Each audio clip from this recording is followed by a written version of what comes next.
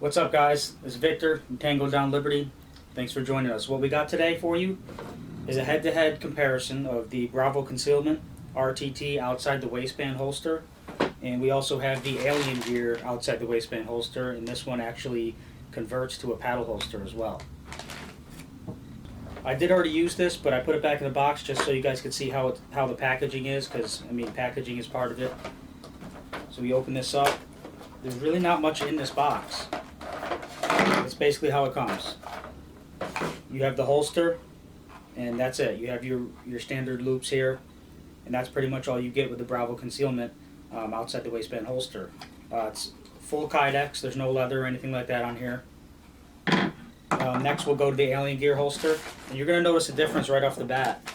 When you empty out the Alien Gear holster, there's a lot more stuff.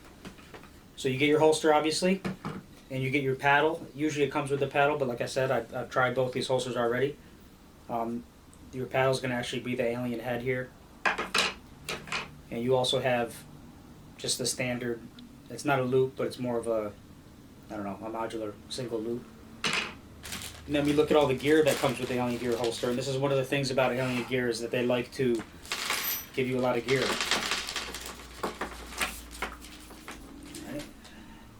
So you're going to have a whole bunch of screws, some plates, and these plates go right in the back of the holster to just give you some more options. It comes with an Allen wrench, a bunch of screws. These here can be placed in the holster to adjust the retention to your liking. A whole bunch of stuff. You get a big old instruction manual. So there's a lot of things going on with this holster. And you also get the Alien Gear holster sticker if you're into that thing. Alright, first thing I'm going to do is I'm just going to install the holster. I'm just wearing a standard belt. I'm not wearing my gun belt at this point because I just got out of work. And you're just going to put this on like any other holster, really.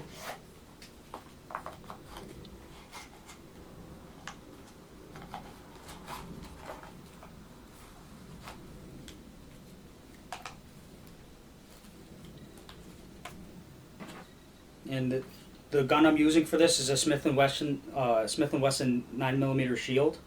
It's my personal carry gun. This is what I carry with me pretty much every day. Weapon is clear. I'm going to put a magazine in it. And it slides right in. Now when you put your gun into this holster, you just push down, you'll feel an audible click, and you'll feel the click as well. And the one thing I like about this holster is it's very tight to your body.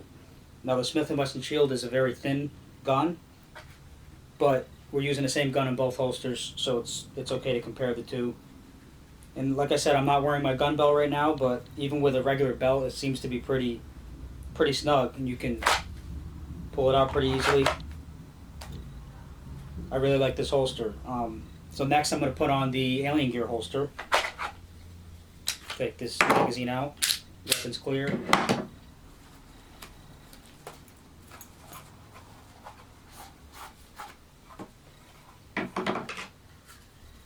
And I'm just going to keep the standard. And one thing you're going to know right off the bat, when you compare these two holsters, you're going to see a difference in the size of these things. And the weight there's a difference in the weight too. The Alien Gear holster is a little bit heavier as well.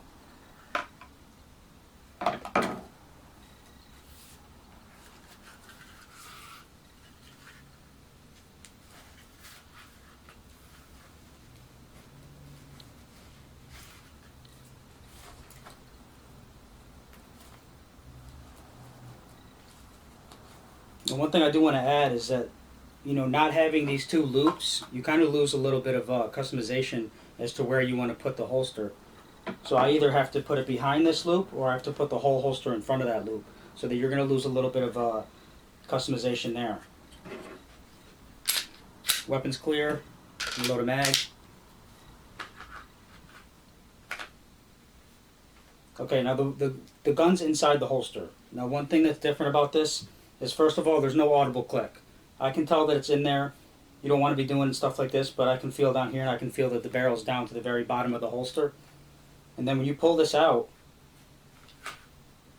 It comes out pretty easily, but not quite as easily as the Bravo Concealment.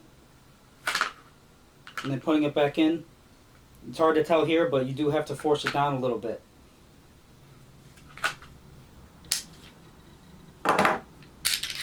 Weapon's clear.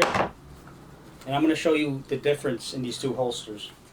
The reason why it's a little bit harder to put your gun in and out of this holster.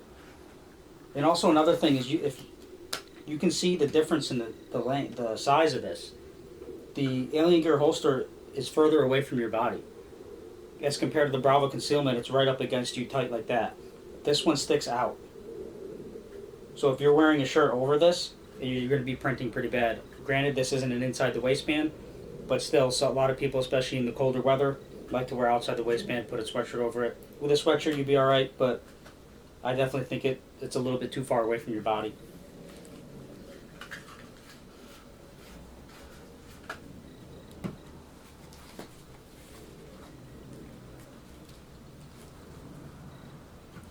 Now, the major difference with these is, one, it's the material. If you look at the material, there's much more things going on here. Okay, this part here is bigger. And I'm going to take this apart and show you what's inside of that. But this material here is not Kydex.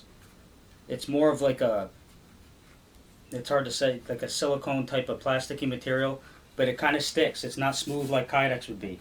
So when you take the weapon and you put it in here, it's sticking a little bit. As compared to the Bravo Concealment, it's just smooth Kydex. Obviously it's going to be a little bit hard to get it out because I don't have the belt retention.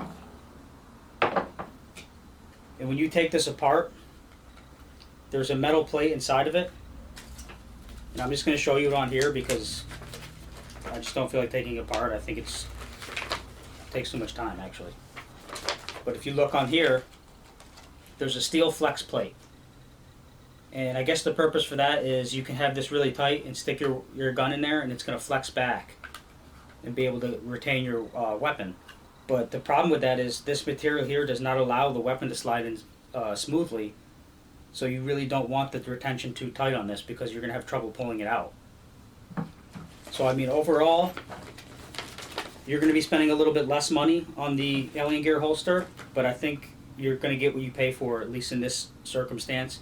The Alien Gear holster is just under $50, and the Bravo Concealment holster is actually $69.99, so it's considerably more. It's like $20 more, but I think it's well worth the money. This is actually the best holster I've ever used, and I've had Alien Gear holsters before. You know, I'm not a Bravo Concealment fanboy or Alien Gear holster hater or anything like that.